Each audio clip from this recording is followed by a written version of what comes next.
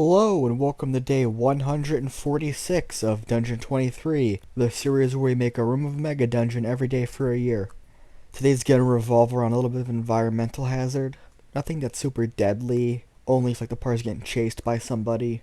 It's not really damaging of itself, although it is a bit annoying to get stuck. And also a lost adventurer. So this area right here is really deep mud. It counts as difficult terrain, obviously, as one would think. And passing through it, you have to make a DC 12 strength save to avoid getting stuck in it, where you're basically restrained. And obviously, you could repeat it at the end of your turn, but it's probably going to be easier for another party member to throw you a rope and pull you out, again with that DC 12 strength save. And it's only a really small area, so it's not too difficult to move through. Now, for our lost adventurer, I just named him Jerry because it's a pretty funny, unique name. And he uses the bandit stat block just because there's no generic adventurer stat block, and I don't imagine he's gonna actually fight the party, but if he does and they want to steal his stuff without having to help him, then they could. He's not gonna put up much of a fight though. And obviously Jerry's a lost adventurer who has gotten himself stuck in this mud. He is restrained and able to move until the party assists him by pulling him out with a DC 13 strength check. I like to imagine he's been screwing around here trying to like weasel his way out, but he just getting more and more stuck. Kind of like how they say when you get stuck in quicksand, you never want to move because it just makes it worse. Well, he's stuck here around up to like his shoulders, maybe his neck, just really in there deep. And, obviously the party could help him out, or they could just not. But if they do help him and escort him to the surface, which he'll ask them to do, obviously, he'll basically give them his old adventuring gear because he doesn't need it anymore because he's done adventuring because he's been trapped there for a while and it sucks. He doesn't want to do it anymore. And that equipment is a quiver with 4d8 arrows in it.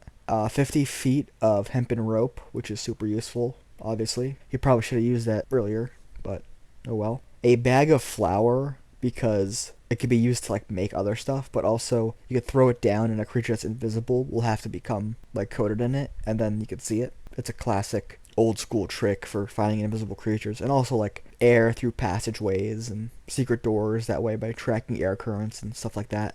And for a monetary reward, he has a bag containing 3d4 plus 2 little golden nuggets, and each one is worth 5 gold pieces. Not quite gems, but they're still pretty valuable in themselves, so it's cash. Well, it's unrefined cash, but it's still money. It's still valuable, so it's maybe not worth it depending on how deep the party is, how much resources they have to spend getting back up to the surface. Or they just kill the guy and take it, but that's more like an evil thing to do, and the party may not be evil, so yeah.